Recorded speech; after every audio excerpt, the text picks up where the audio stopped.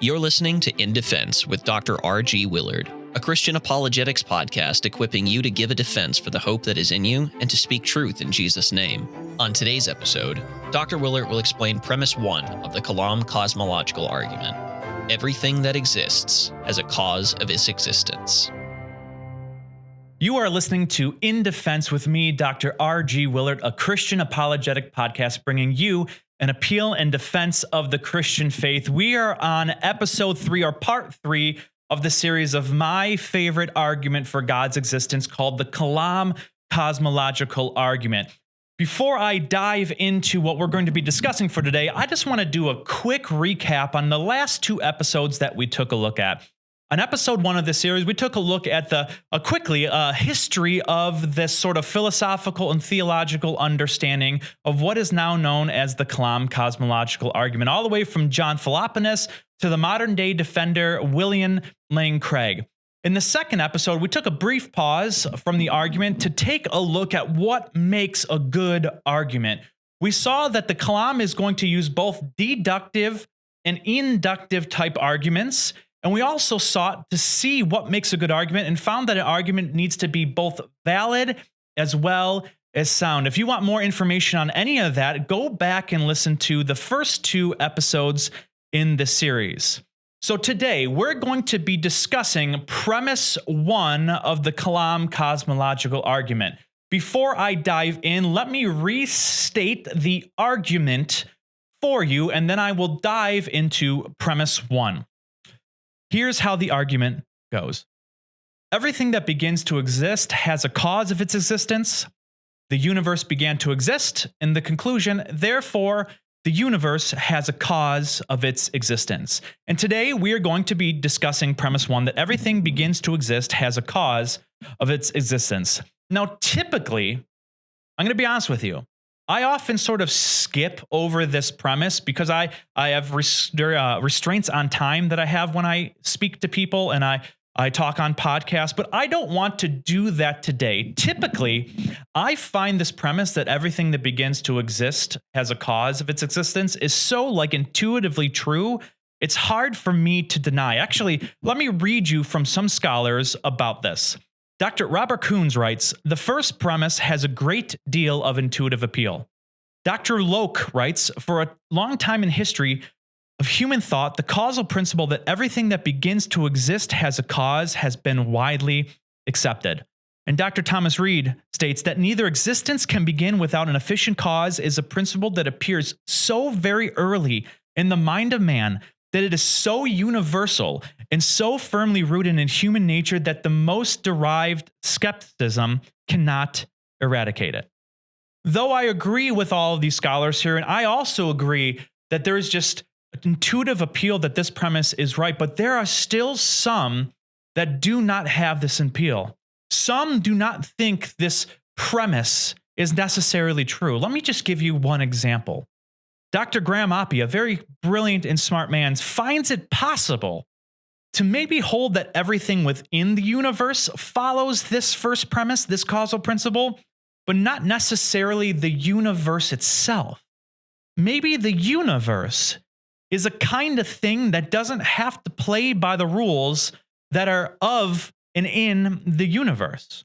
So for today's episode, I want to motivate us to think that the premise 1, that everything that begins to exist has a cause of its existence, is true. I want to offer up 2 main reasons why this is true. And we are going to look at to think it is possible or reasonable to think that something can come from nothing, or should we be more motivated to think that this cannot be the case?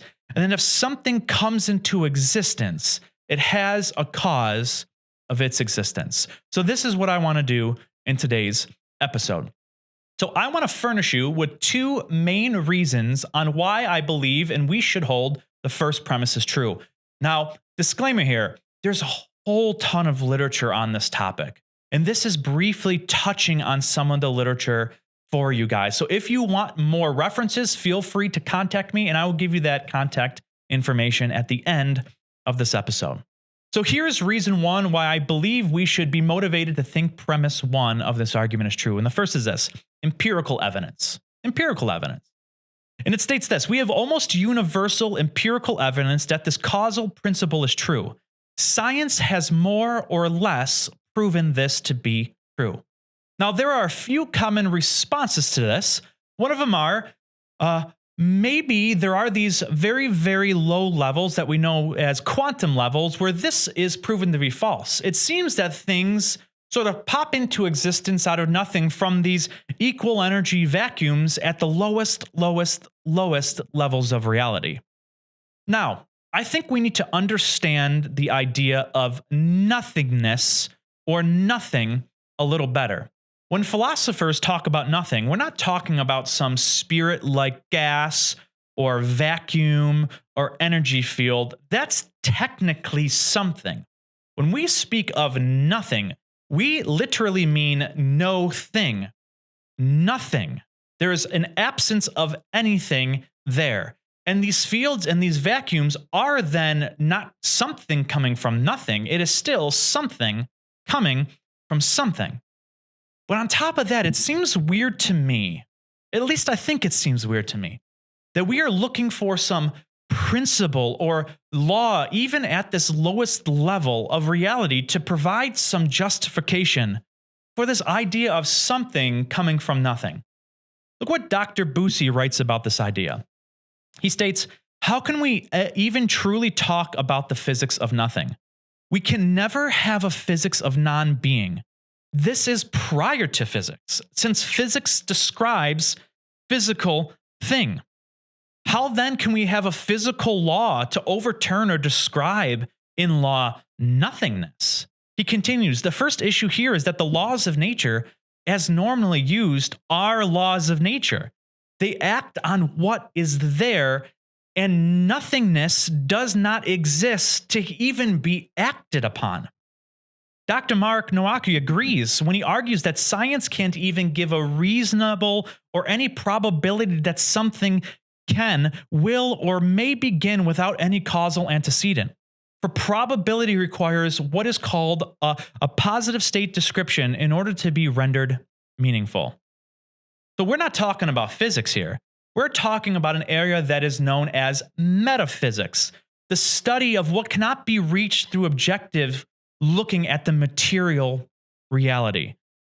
How, then, is it possible to have a law to describe nothingness?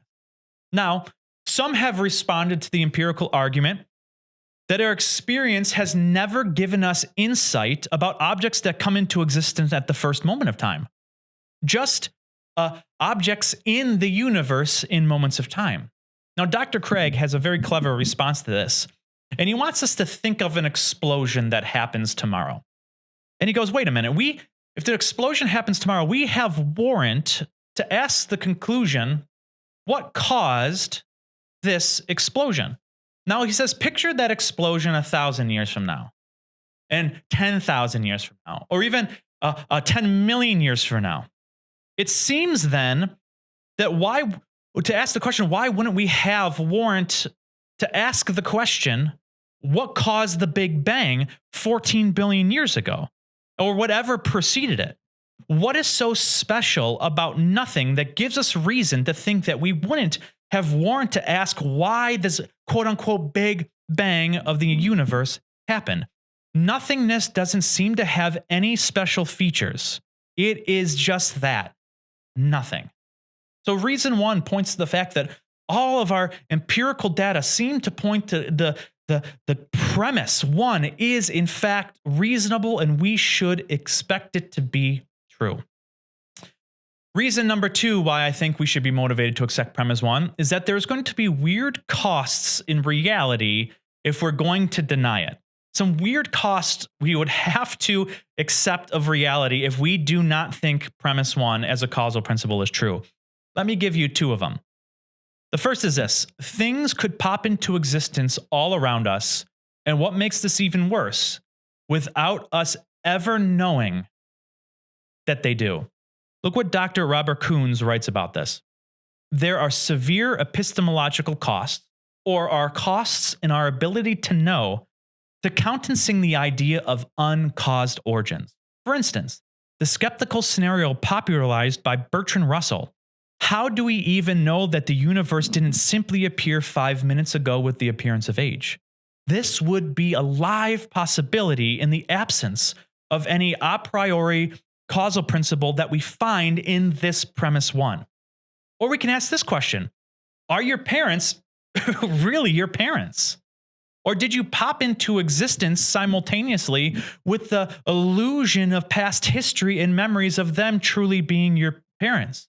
Now, you might say your friends might tell you that this is not true, but the same question applies to all your friendships. The amount of skepticism that would be a live possibility would be terrifying if we were not to accept premise 1. The second argument in this, and Dr. Craig wonders, why do we not find things popping into existence out of nothing all around us? Now, some of you may like this option out. For those who don't know me, I love sneakers. I'm a big sneakerhead. I like reselling sneakers and diving into what's coming out in the future. And I would love this argument where if my wife saw a new pair of sneakers on the counter and she would go, "Ryan, where did you get these sneakers from?" And if I could actually offer the answer, I mean, they came into existence out of nothing, that would be a fantastic way out. But she would also roll her eyes at me and then ask me the same question in a more angry sort of tone, right? But think about this. This is true. Why we don't see things pop into existence out of nothing all around us? Why not think as we're driving, a horse would just pop into existence out of nothing in our car and cause disastrous car accidents? Why not be terrified when we sleep that a bomb would just appear in our house and destroy us when we're sleeping? If things could pop into existence out of nothing all around us, why do we not see that happening? Now, you might say we don't, but that brings me to the first argument. The amount of skepticism we would have in our lives would be terrifying. So as we saw, the first premise of the Kalam, that everything that begins to exist as a cause of existence has great reasons to accept as true, or even more possibly and plausibly true than not. The empirical evidence points this to be the case, as well as we would have to accept strange and weird and absurd costs of reality to deny premise 1. If this is the case, it seems we have reasons and we are rational to think that premise 1 is in fact true, and even more possibly true than not. Given this being the case, next episode, we're going to move on to premise 2, that the universe began to exist. And we're going to take a look at two sort of categories, the philosophical arguments and the scientific arguments, to try to get us to believe and motivate us to accept premise 2, the universe began to exist, is true. So if you have any questions or you have any comments or you want to reach out to us, please, I want to hear from you. We all want to hear from you. We want to start topics of answering your questions and hear different categories you would like us to talk about on this podcast, or even if you want to bless us and come alongside and be a sponsor of this podcast, reach out to me at ryan@ryanwillert.org. That's WILLERT, ryan@ryanwillert.org, or go visit the riverradio.com at the podcast page. And we will see you guys next time with the Kalam Cosmological Argument. This podcast is a production of River Radio Ministries. You can find more podcasts like this one at riverradio.com. And if you like what you're hearing, make sure to subscribe wherever you're listening now, and be sure to tell a friend so they can listen too.